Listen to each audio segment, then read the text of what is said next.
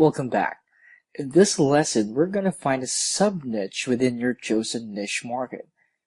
Now, some of you might be asking what's the use. Now, we'll answer that later on. But first, I recommend making your niche 3D. Now listen, our goal is to be more specific, to be more specialized, but not small. Making your niche small is totally different from being specialized, and here's why. Now, one reason is because it's hard to maintain and engage lists with different interests, even if it's just under a single market. Now, all that targeting for traffic and segmenting your list will just end up confusing you, especially if you're just starting out. So to avoid that, you're going to make your niche or niche not too broad or too specific. As much as possible, we want it to be more targeted for easier list segmentation and traffic management. Now, the more targeted we are, the more we know how and which people to send to our sales pages. Now, another reason is because in a saturated market, specialization is key. In fact, the narrower the niche, the more you can command a higher price. Now, in order for us to be different in a saturated market, we have to specialize. By doing this, we again distinguish ourselves further from the rest of the marketers out there that cares to basically just about everyone. Think about it. Which gets paid higher, a regular physician or a neurosurgeon? Both of them are doctors, right? But why is it that we think of neurosurgeons in a different light? Why do we treat them with such high regard? The more specialized you are, the better. Be the go-to guy.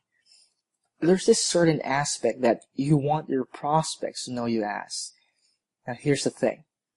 Let me ask you, who comes to mind when you say product launches? For me, Jeff Walker is Mr. Product Launch. Now for conversions, I think of Ryan Dice or Todd Brown. For email, I think about Andy Chapran or Ben Settle. For consulting, I think about Frank Kern and Jay Abraham. For copywriting, I think about Dan Kennedy and Gary Halbert. Now, notice how instead of just being another marketer, they made their claim on a specialization and owned it. Now, as for me, I'm okay if you'll remember me as the research guy. That's perfectly fine, because that is how I position myself. Now, to explain this clearly, let me give you an example. One of the niches that I chose in the previous lesson is internet marketing. Now, you have to take note that internet marketing in itself is under the make money niche. Now, taking that into consideration, make money is your first level. Internet marketing will then be the second level. I can still go a bit deeper and have list building as the 3D niche. So where this getting at? Obviously, there are a lot of ways to do list building, and you may or you may not go any deeper than that, because that, my friend, is already considered 3D. Now, are you getting the importance of this step when it comes to your marketing positioning alone? If you do, let's move on. Now, the next process is actually easier than you think. Now, my process in making a niche 3D is to ask myself this formula question, or the question formula, and I think I'm the only one who does it this way, so pardon me if you find it weird. Okay, the question is, what is it about your niche, or my niche, that I'm knowledgeable about? Or if you are not knowledgeable in that particular niche, you just found it interesting, then just ask, what is it about the niche that I want to talk about? Okay, so how does that question make your niche deeper? Now let me show you by applying it on the make money niche. So using the question formula, what is it about make money niche that I'm knowledgeable about? I could say internet marketing, work at home, networking, or MLM, but I'll choose internet marketing since that is where I'm most knowledgeable on. Did it make it more specific? Yes. But are we going to stop there? No.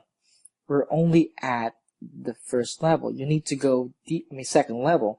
You need to go deeper at the very least one level more. Okay, so you can go as deep as you like, but 3 deep will be your sweet spot.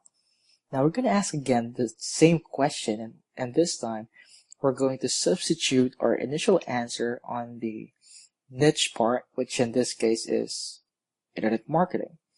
So what is it about internet marketing that I'm knowledgeable about? I could say traffic generation. Now, would that be specific enough? Of course it is. I could again use the formula question to go another level deep, but we're not going to go there. Why?